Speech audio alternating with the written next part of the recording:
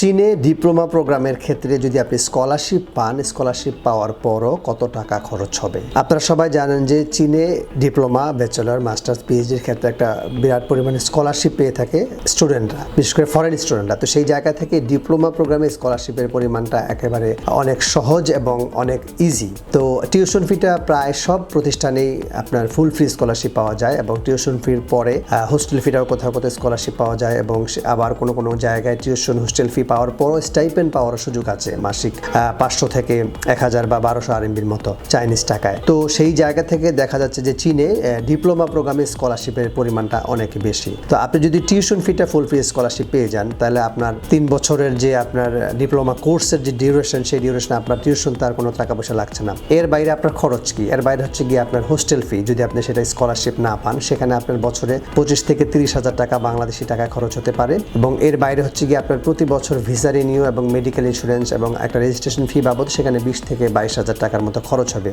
ওখানে যদি 30,000 হয়, এখানে 20,000 বা 25,000, তাহলে আপনার 50, 55, 60,000-এর মতো। এর বাইরে হচ্ছে গিয়ে আপনার খাবারের খরচ 8 থেকে 10,000 টাকা প্রতি মাসে খরচ যাবে খাবারের।